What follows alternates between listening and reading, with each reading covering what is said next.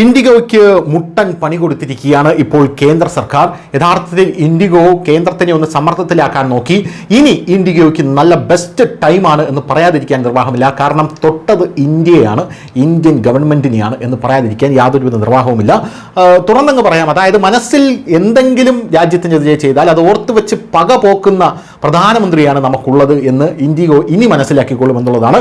നമ്മുടെ ജയരാജൻ ചിറ്റപ്പനെ ഇൻഡിഗോ ഫ്ലൈറ്റിൽ കയറ്റാതിരിക്കുന്നത് പോലെയല്ല, അല്ലെങ്കിൽ ഫ്ലൈറ്റിൽ കയറുമ്പോൾ അദ്ദേഹത്തെ ആക്രമിച്ച വ്യക്തിക്കെതിരെ നടപടി എടുക്കാതിരിക്കുന്നത് പോലെയല്ല ഇന്ത്യൻ സർക്കാരിനോട് കളിക്കുന്നത് ഇന്ത്യക്ക് ഇപ്പോൾ മനസ്സിലാവും. എന്നാൽ ഇപ്പോൾ രാജ്യത്തുടനീളമുള്ള വിമാനത്താവളങ്ങളുടെ കുഴപ്പങ്ങൾക്ക് ഇൻഡിഗോയ്ക്കെതിരെ കേന്ദ്ര സർക്കാർ നടപടി ആരംഭിച്ചിട്ടുണ്ട് എന്ന റിപ്പോർട്ടുകൾ പുറത്തുവരുന്നു.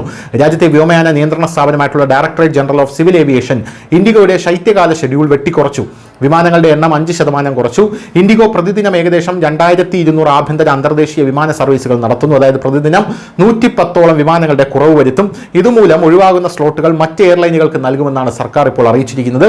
കഴിഞ്ഞ ആഴ്ചയിലെ പ്രതിസന്ധിയുടെ പശ്ചാത്തലത്തിൽ ഇൻഡിഗോയ്ക്ക് അംഗീകരിച്ച ശൈത്യകാല ഷെഡ്യൂൾ പരിശോധിച്ചതായി DGCAയുടെ വിജ്ഞാപനത്തിൽ പറയുന്നു. ഈ പ്രതിസന്ധിയിൽ ദിവസേന 100 കണക്കിന് ഇൻഡിഗോ വിമാനങ്ങൾ റദ്ദാക്കുകയും ആയിരക്കണക്കിന് യാത്രക്കാർ കുടുങ്ങിപ്പോവുകയും ചെയ്യുന്നു.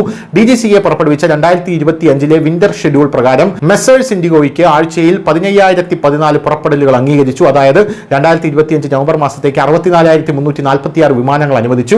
അതേസമയം ഇൻഡിഗോ സമർപ്പിച്ച പ്രവർത്തന ഡാറ്റ പ്രകാരം 2025 നവംബറിൽ 59438 വിമാനങ്ങൾ യഥാർത്ഥത്തിൽ സർവീസ് നടത്തിയതായും ആ മാസം 951 വിമാനം റദ്ദാക്കലുകൾ രേഖപ്പെടുത്തിയതായും നിരീക്ഷിക്കപ്പെട്ടിട്ടുണ്ട്. അതേസമയം SS25 351 വിമാനങ്ങളിൽ നിന്ന് 403 വിമാനങ്ങൾ ഉപയോഗിച്ച് ഇൻഡിഗോയ്ക്ക് ഷെഡ്യൂൾ 6% വർദ്ധിപ്പിക്കാൻ അനുമതി ലഭിച്ചു. എന്നിരുന്നാലും 2025 ഒക്ടോബറിൽ 339 വിമാനങ്ങളും നവംബറിൽ 344 വിമാനങ്ങളും മാത്രമേ എയർലൈൻസിന് പ്രവർത്തിപ്പിക്കാൻ കഴിയുകയുള്ളൂ എന്നും നിരീക്ഷിക്കപ്പെട്ടിട്ടുണ്ട്. News desk news Malayalam.